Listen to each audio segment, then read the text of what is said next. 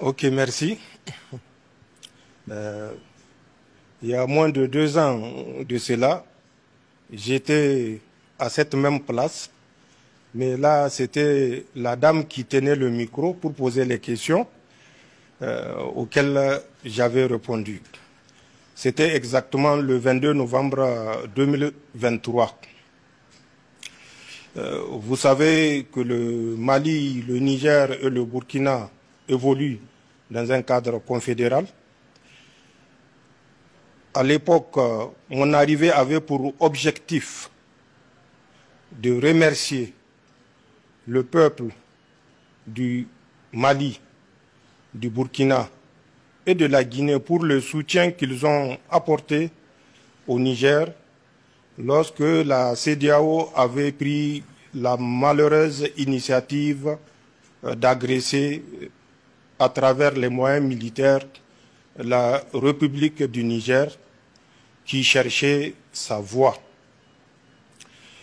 J'étais venu affirmer à mon frère Assimi Goïta, à l'ensemble du peuple malien, notre gratitude et notre reconnaissance pour ces sacrifices.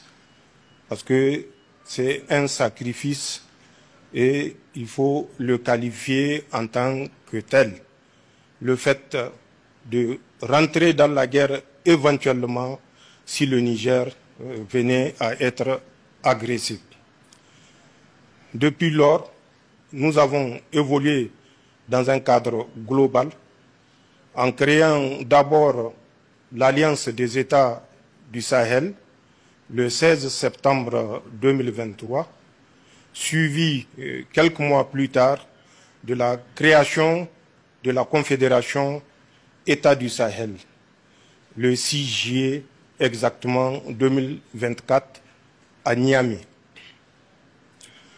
Entre autres objectifs ont été donnés à cette confédération, et notamment le premier pilier qui est la préoccupation de nos populations, la défense, sécurité. Ensuite, un deuxième pilier d'abord, qui est celui de la diplomatie, et un troisième pilier qui est celui du développement.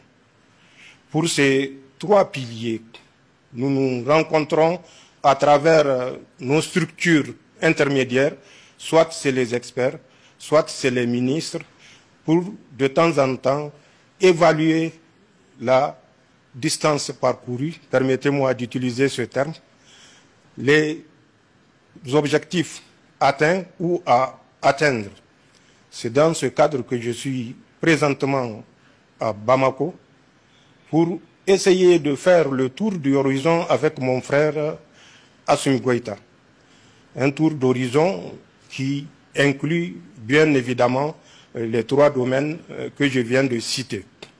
Vous êtes certainement au courant, comme tous les peuples de la Confédération, de notre volonté de créer et consolider une force unifiée dont l'état-major est déjà opérationnel.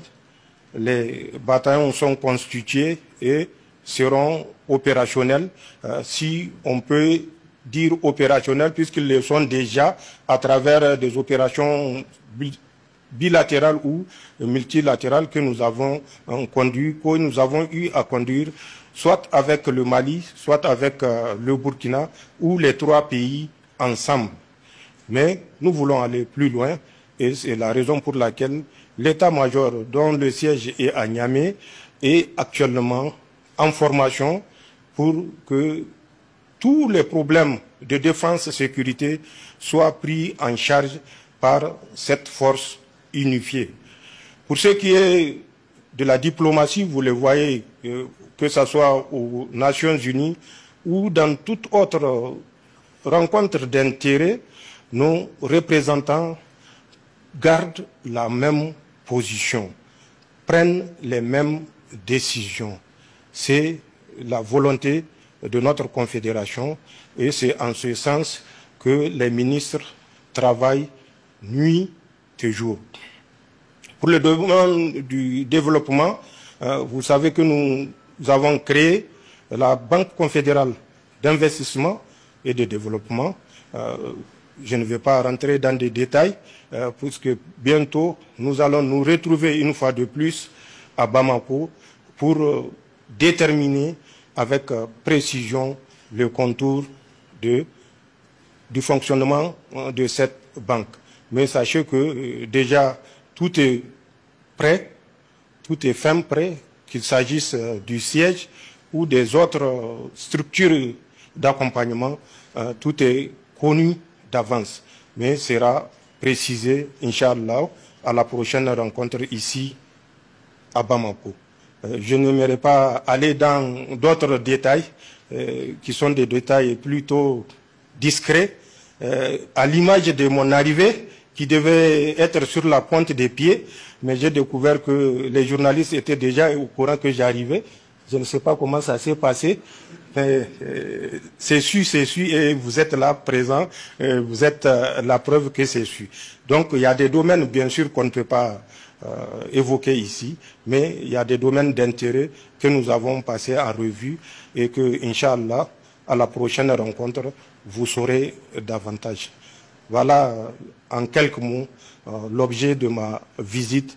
Une fois de plus, merci au vaillant peuple du Mali, merci au vaillant peuple du Burkina, merci au vaillant peuple du Niger, peuples qui ont permis de prendre l'ascendant et désormais de conduire la révolution. Il n'y a pas autre qualificatif que celui-là. C'est le peuple du Sahel qui conduit la révolution. Et Inch'Allah, avec le peuple comme guide, le succès est au bout du chemin. Merci beaucoup.